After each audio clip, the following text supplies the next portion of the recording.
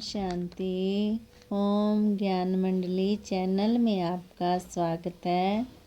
सभी बाबा के बच्चे इस चैनल को सब्सक्राइब करें व विशेष वीडियो को लाइक करें व अपने अनुभव इस कमेंट बॉक्स में ज़रूर लिखें। जीवन को पलटने वाली ब्रह्मा बाबा की अद्भुत कहानी का चौथा लेसन आज हम शुरू कर रहे हैं। दादा बाल्यकाल से ही श्री नारायण के अन्य भक्त थे। श्री नारायण की स्मृति उन्हें इतनी प्रिय थी कि वे अपने पूजा पाठ के कक्ष के अतिरिक्त श्री नारायण का चित्र अपने शयनागार में और अपने सिरहाने के नीचे भी रखते थे। उनकी तिजोरी और जेब में भी श्री नारायण का चित्र रखा रहता था ताकि दिन भर जिधर भी वे देखें या जहाँ भी उनका हाथ पड़े वहाँ ही श्री नारायण उनके सामने आ जाएं।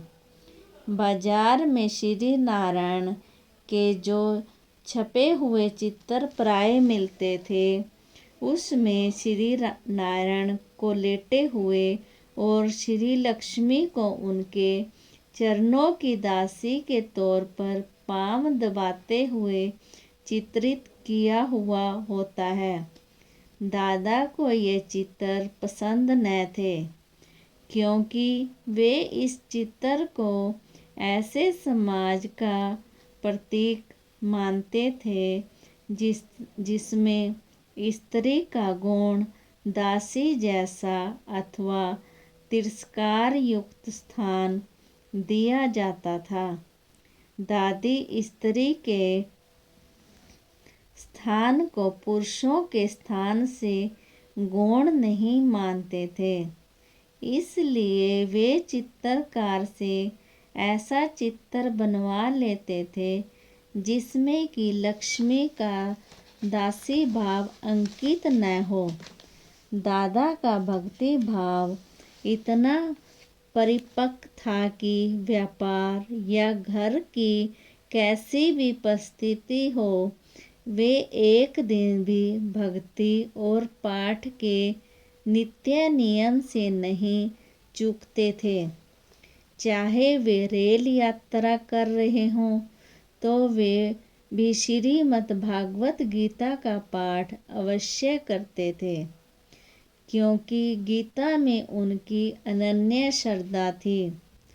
दादा की श्रद्धा भक्ति के बारे में ब्रह्मा कुमारी वृज इंदिरा जी ने लिखा है कि जिन राजा महाराजों तथा धनवंत व्यक्तियों के साथ दादा का हीरे जवाहरात का व्यापार था वे कई बार उनके यहाँ अतिथि बनकर आते और उनकी गाड़ी के पहुँचने का समय कई बार वही होता था, परंतु फिर भी दादा भक्ति और पाठ को नहीं छोड़ते थे।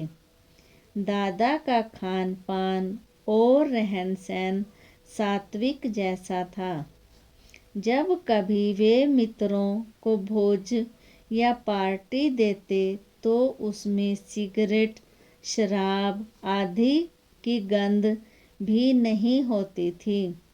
दादा द्वारा दिए गए भोज में सम्मिलित होने वाले राजा तथा रईस लोग कई बार सिगरेट, शराब आदि को न पाकर विनोदपूर्ण लहजे से कहते, दादा पार्टी फीकी रही, परंतु दादा मुस्कुराते हुए उत्तर देते, आपके लिए हम अपना धर्म थोड़े ही भ्रष्ट करेंगे। आप तो हमें कागज के नोट देते हैं, परंतु हम तो उनके बदले में आपको हीरे देते हैं। यह सुनकर सब लोग हंस पड़ते। दादा को अमरनाथ, हरिद्वार, प्रयाग, वृंदावन, काशी आदि की यात्रा में विशेष रुचि थी और साधु सन्यासियों को अपने यहाँ ठहराने में उन्हें बहुत खुशी होती थी। अपने लौकिक गुरु में उनकी बड़ी श्रद्धा थी और उनके स्वागत, सत्संग तथा आतिथ्य पर वे हजारों रुपए खर्च कर देते थे। वे गुरु की आज्ञा को इतना महत्व देते थे।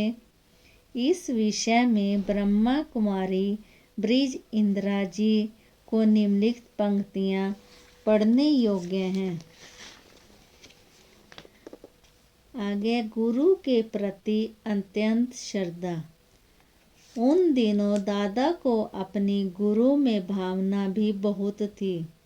एक बार गुरु अपनी बहुत बड़ी शिष्य मंडली लेकर उनके यहाँ आए।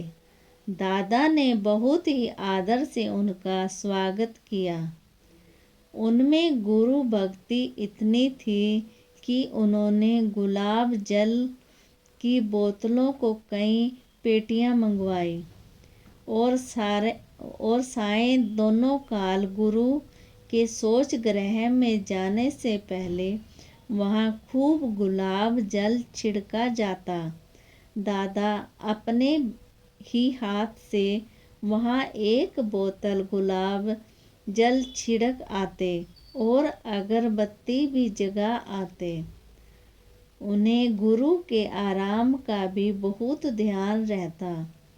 कहीं आवारा कुत्तों की आवाज़ गुरु के आराम या एकांत में खलल न डाले। विशेषकर इस ख्याल से वे एक पहरेदार रखते। आम का मौसम न होने के कारण बाजार में 4 रुपए का एक आम मिलता था भी वे गुरु के लिए आम ले आते। वे गुरु की हर आज्ञा को हर हालत में शिरोधार्य मानते। एक बार की बात है कि दादा के पोते का नामकरण संस्कार होना था। सायंकाल सब बड़े बड़े व्यक्तियों को भी भोज था। अचानक ही गुरु का तार आया कि तुरंत आओ। दादा ने जसोदा जी को कहा कि तुरंत कपड़े निकालो और ड्राइवर को बुलाओ क्योंकि मुझे जाना है। जसोदा जी बोली, इस अवसर पर कैसे जा सकोगे? दादा बोले, सुनो, गुरु का बुलावा गोया काल का बुलावा। काल आए तो क्या हम उसे ऐसा कहकर रोक सकते हैं कि आज हमारे पोते का नामकरण है? दादा इतना कहकर अंदर चले गए। अब हम क्या करते?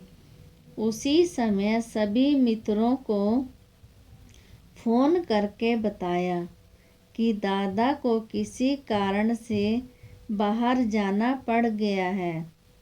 दादा को गुरु ने इसलिए बुलाया था कि 10,000 रुपये चाहिए क्योंकि उनके किसी शिष्य को सट्टे में घाटा पड़ गया था।